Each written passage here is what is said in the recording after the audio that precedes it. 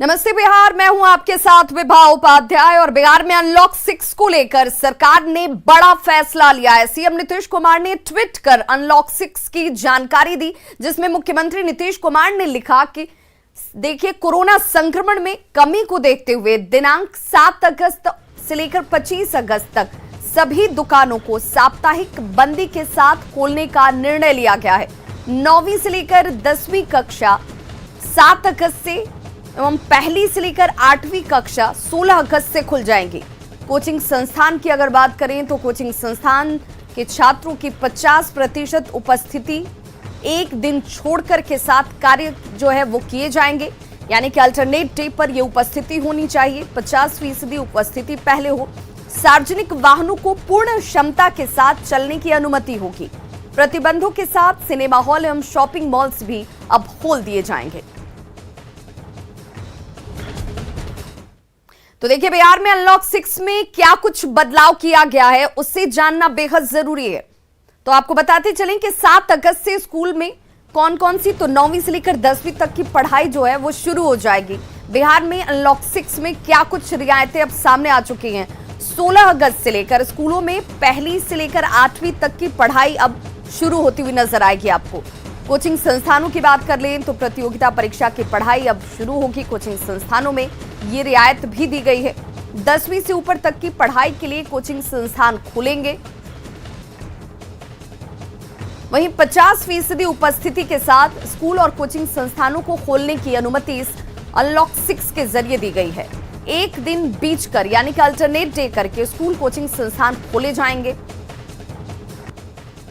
स्कूलों में बच्चों को कोविड अनुकूल व्यवहार करने की जानकारी दी जाएगी। जो बच्चे यहां पर पहुंचेंगे उन्हें कोरोना प्रोटोकॉल का पालन करना होगा। दुकानों को साप्ताहिक बंदी के साथ खोलने का फैसला लिया गया है। तो बैठक के बाद मुख्य सचिव त्रिपुरारी शरण, डीजीपी एसके सिंघल और अपर मुख्य सचिव चैतन्य प्रसाद ने कहा कि गाइडलाइंस का सख्ती से पालन कराया जाएगा। अनलॉक को लेकर के सरकार ने नए फैसले लिए हैं। एसीएस होम हैं, डीजीपी हैं, अपर मुख्य सचिव भी हैं हमारे साथ। बदलाव ये है कि अब स्कूलों को खोलने की दिशा में हम लोग आगे बढ़ रहे हैं। 6ठे से 10वीं क्लास तक तुरंत खुलेंगे, मतलब ये 9-10 तो तुरंत खुलेंगे। बाकी एक कक्षा 1 से लेकर के ऊपर जो है वो 15 अगस्त के बाद खुलेंगे। उसके लिए व्यवस्था करनी है। शिक्षा विभाग उसको सुनिश्चित करेगा कि जो स्कूल बंद थे इतने दिनों से सबकी साफ सफाई हो और जो भी अनुकूल व्यवस्था होती है बच्चों को पढ़ने के लिए वो करने के बाद 16 तारीख से 15 अगस्त के बाद से वो सभी मॉल्स और दुकानों को खोलने को लेकर के कुछ वो खुल रहे हैं ऑल्टरनेट डेज पे। नहीं, दुकानें सर डेली, नहीं दुकानें तो डेली खुलेंगी और मॉल्स का है ऑल्टरनेट डेज। धार्मिक स्थलों को लेकर बंद रहेंगे। नहीं, अभी से प्रत्येक दिन खुल पाएंगे। संध्या 7 बजे तक सभी दुकान खुल पाएंगे। दुकान में मास्क, सैनिटाइजर जो है, मास्क लगाना पड़ेगा, सैनिटाइजर रखना पड़ेगा। दुकानों के जितने एम्प्लॉयज़ हैं उनको जब तक टीका नहीं रहेगा वो नहीं रह सकते हैं और उनकी सूची थाने में देनी पड़ेगी उन्हें। कोविड जो प्रोटोकॉल है उसका दृढ़ता से अनुपालन करवाया जाएगा और पुलिस का जो है वो मेन काम यही है कि जो डायरेक्शंस जो हैं वो दी जा रही हैं उसमें उनका जो एनफोर्समेंट है वो बिल्कुल प्रॉपर तरीके से हो। उसमें लोगों को अवेयर भी किया जाए और जो लोग वायलेटर्स हैं उनके खिलाफ सख्त कार्रवाई। जो गाइडलाइन जारी की है उसका अनुपालन सभी को करना होगा। नहीं करेंगे तो सख्ती के साथ कार्रवाई की जाएगी। लोगों से अपील भी कर रहे हैं कि आप सरकार के गाइडलाइन का अनुपालन करें, खुद भी सुरक्षित रहें और अपने आसपास के लोगों को भी सुरक्षित रखें। कैमरा पर्सन मनीष जुनेजा के साथ अमित कुमार, न्यूज 18 पटना। 3 अगस्त को सीबीएसई 10वीं का रिजल्ट आया, लेकिन रिजल्ट के से जो छात्र हैं वो संतुष्ट नहीं है। लिहाजा पटना से लेकर पूरे प्रदेश में छात्रों का विरोध प्रदर्शन इस वक्त शुरू हो चुका है। छात्रों ने स्कूल प्रबंधन पर भेदभाव का आरोप लगाया।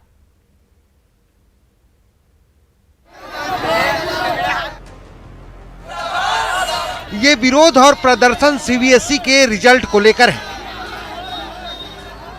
पटना से लेकर पूरे प्रदेश में छात्रों का विरोध प्रदर्शन चल रहा है।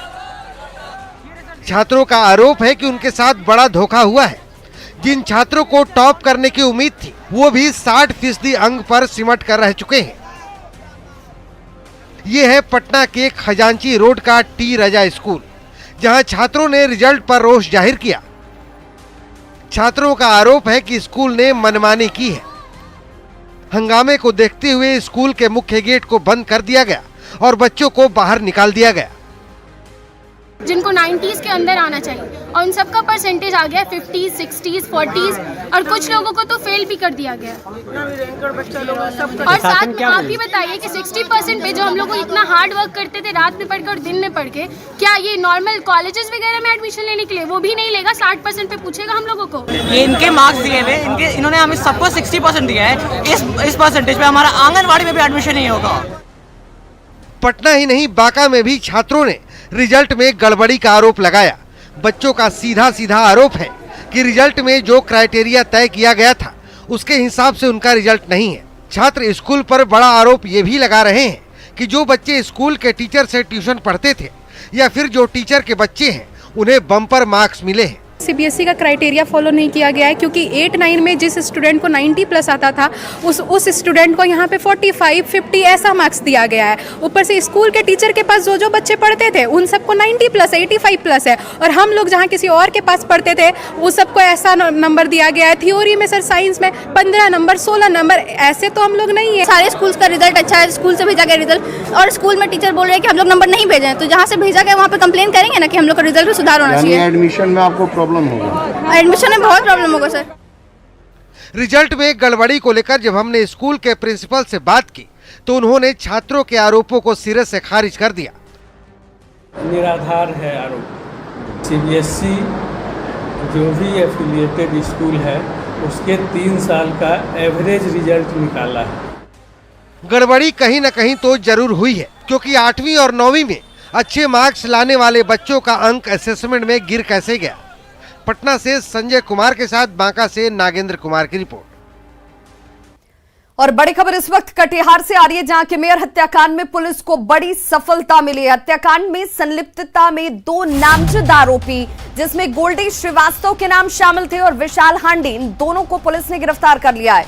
मेयर हत्याकांड में कुल 11 अभियुक्तों को अब तक गिरफ्तार किया जा चुका है।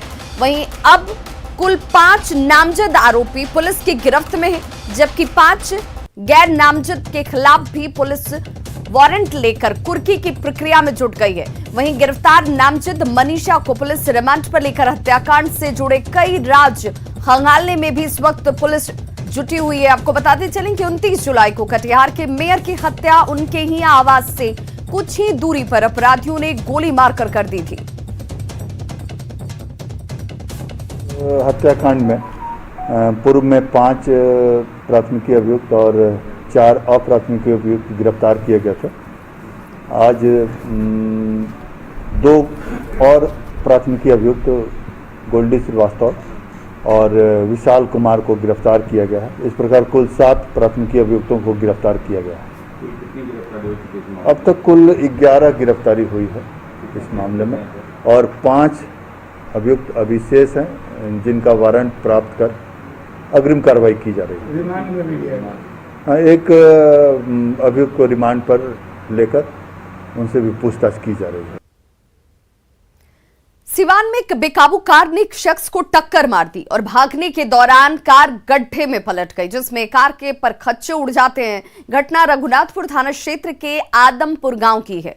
तस्वीरें आपके सामने। वहीं घायल शख्स को रेफरल अस्पताल में इस वक्त इलाज के लिए भर्ती कराया गया है। तो एक शख्स को टक्कर मारकर ये स्कॉर्पियो जो है वो भागने के क्रम में बेकाबू होकर गड्ढे में पलट गई और फिलहाल घायल शख्स इलाज के लिए अस्पताल में भर्ती। बगहा अनुमंडलीय अस्पताल में बीजेपी विधायक राम सिंह का विरोध शुरू हो गया। कर्मचारियों ने विधायक पर जांच प्रभावित करने का आरोप लगाया है। 2 दिन पहले पूर्व deputy superintendent doctor KBN Singh के खिलाफ जांच के लिए बेतिया से जांच टीम पहुंची थी और इसी दौरान बीजेपी विधायक राम सिंह भी अस्पताल पहुंच गए, जिस पर कर्मचारियों ने हंगामा शुरू कर दिया और विधायक को अस्पताल से बाहर जाना पड़ा। कर्मचारियों का यह कहना था कि डिप्टी सुपरिटेंडेंट रहते हुए डॉक्टर केबीएन सिंह ने कोरोना काल में कर्मचारियों को प्रताड़ित किया है और जब पद से हटाकर उनके खिलाफ जांच की जा रही है तो विधायक को बुलाकर इस जांच को प्रभावित करने की कोशिश की जा रही है। चैम्बर में मैं बात करने गया, 4 बार चैम्बर से मुझे बाहर कर दिया गया कि आप जाइए, बाहर जाइए। इस जांच से कि हमको आवश्यकता होगी तब आपको बुलाएंगे। तो आप लोग इस जांच का समर्थन कर रहे हैं या इस जांच का आप लोग बहिष्कार कर रहे हैं? इस जांच का हम लोग बहिष्कार करेंगे। फिर कहाँ जाइएगा इसके बाद आप लोग? डीएम सर से मिलेंगे। मधुबनी में पुलपरास अनुमंडल में नेपाल सीमा से सटे लौकहा बाजार में सीमा शुल्क विभाग द्वारा बॉर्डर के पास लगाए गए लोहे के प्रवेश द्वार को हटा दिया गया। बताया जा रहा है कि लौकहा बाजार के उत्तरी सिरे पर सीमा शुल्क विभाग के लैंड कस्टम स्टेशन के सामने विभाग द्वारा निर्मित लोहे के प्रवेश द्वार को लेकर नेपाल सरकार की ओर से आपत्ति जाहिर की जा रही थी। मिली जानकारी के मुताबिक केंद्र सरकार के निर्देश पर सीमा शुल्क विभाग के आला अधिकारियों की मौजूदगी में इस प्रवेश द्वार को हटाने की कार्रवाई शुरू की गई।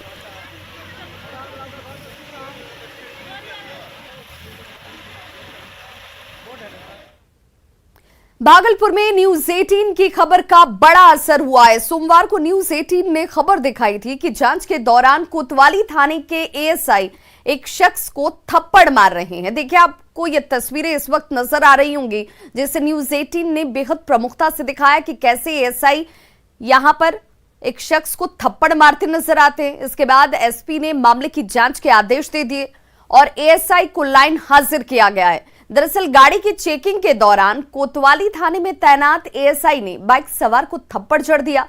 यही नहीं, एएसआई ने एक स्कूटी सवार बुजुर्ग को भी पीटने की कोशिश की थी। एएसआई की कारस्तानी कैमरे में कैद हो गई, जिसके बाद अब उन्हें लाइन हाजिर किया गया है।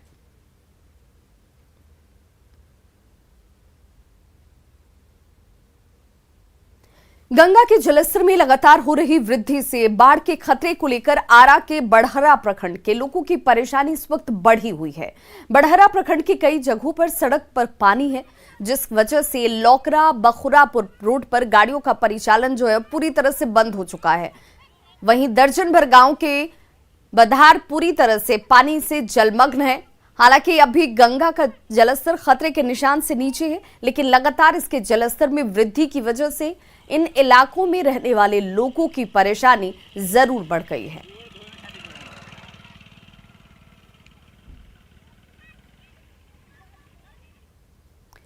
खगड़िया के इटहरी पंचायत में गोगरी से कटघरा दियारा जाने वाली ग्रामीण सड़क की पुल 2019 के बाढ़ में क्षतिग्रस्त हो गई।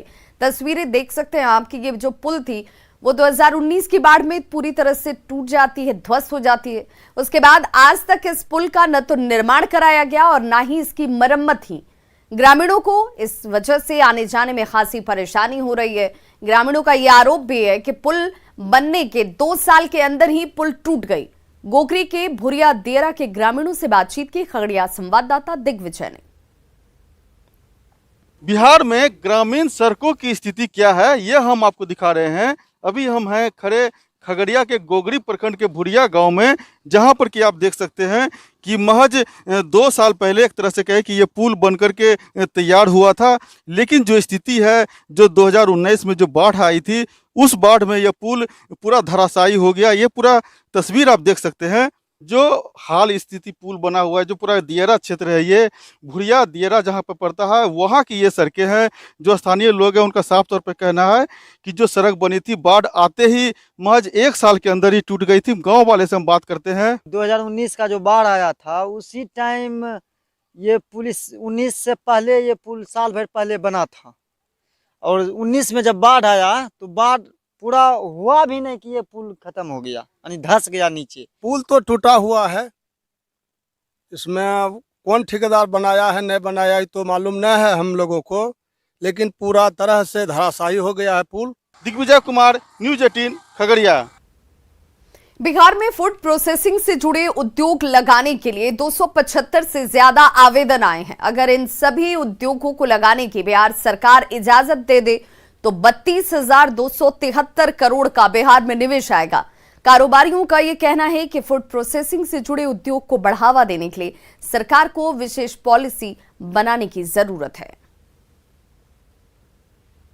के एंटरप्रेन्योर हैं वो बहुत से लोग स्टार्टअप में फूड प्रोसेसिंग का ही यूनिट के लिए आवेदन कर रहे हैं और कोई मखाना के लिए कर रहा है, कोई जेल के लिए कर रहा है। इससे बहुत यूनिट आए। हमारा ध्यान जहां बड़े बड़े यूनिट लगाने पर है, वहां जो स्मॉल स्केल में लोग हैं उनकी भी चिंता करने को है। तो काफी आवेदन आए हैं और हमारा विभाग पूरी तरह उसमें मदद कर रहा है। अभी भी जितना प्रयास है वो टेक्नो मैनेजरियल प्रयास चल रहा है। इंस्टीट्यूशनल जो चेंजेस रिक्वायर्ड हैं फूड प्रोसेसिंग को एक पिकअप दिलाने के लिए, सबसे पहले बिहार को एक बहुत ही रोबस्ट फूड प्रोसेसिंग पॉलिसी बनानी होगी जो 2008 के दरमियान में बना था। बिहार में सड़कों का जाल बिछेगा। बिहार सरकार ने प्रस्ताव बनाकर केंद्र सरकार को भेजने की तैयारी कर ली है और बिहार के पड़ोसी राज्यों से जोड़ने के सरकार के नई सड़कों के निर्माण का फैसला इस वक्त इस दिशा में आगे बढ़ता हुआ।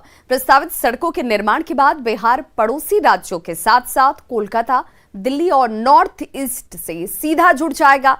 इन सभी सड़कों के निर्माण को लेकर मुख्यमंत्री नीतीश कुमार ने पथ निर्माण विभाग के साथ उच्च स्तरीय समीक्षा बैठक भी की थी, जिसके बाद विभाग के मंत्री नितिन नवीन ने कहा कि सरकार ने तय किया है कि बिहार में 5 घंटे के अंदर कहीं से भी पटना पहुंचने का लक्ष्य प्राप्त किया जा सके।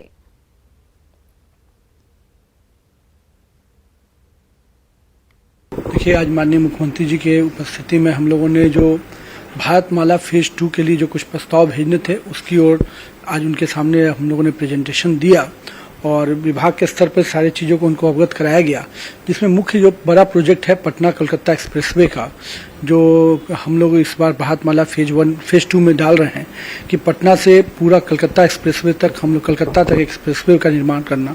दूसरा एक बड़ा स्कीम्स है आपको सुल्तानगंज से देवघर का, जो पूरी तरह से नया 4 लेन प्रस्तावित होगा। इसके बाद आपको है दिगवाड़ा से रक्सौल का, इसको हम लोग नया अलाइनमेंट ले रहे हैं। चौथा अलाइनमेंट जो सबसे इम्पोर्टेंट होगा इंडो नेपाल का वाइडनिंग का, तो इंडो नेपाल अभी 2 लेन है, उसको हम लोग 4 लेन के लिए प्रस्ताव कर रहे हैं। इसके बाद बिदुपुर से पूर्णिया तक का एक फ्रेश हम लोग अलाइनमेंट ले रहे हैं, जिससे कि हम लोग इस पूरी कनेक्टिविटी को बना पाए बिदुपुर से सीधे सीमांचल के इलाके को। साथ ही साथ एक और फ्रेश एलिमेंट बिहार शरीफ से जहानाबाद होते हुए सीधे बक्सर कनेक्टिविटी हम लोग दे रहे हैं, उसका भी प्रस्ताव हम लोग भेजे हैं। उससे हम लोगों को जो बिहार शरीफ से सीधे बनारस के कनेक्टिविटी हम लोग को मिलेगा। साथ ही साथ एक और स्कीम्स जिसको हम लोग अभी कि मुजफ्फरपुर से राम जानकी पथ का जो स्ट्रेच है मसरक के पास, उसको जोड़ रहे हैं, ताकि हमारा जो दक्षिण उत्तर बिहार का जो सीधे कनेक्टिविटी हो जाएगा अयोध्या के इलाकों से राम जानकी पथ से।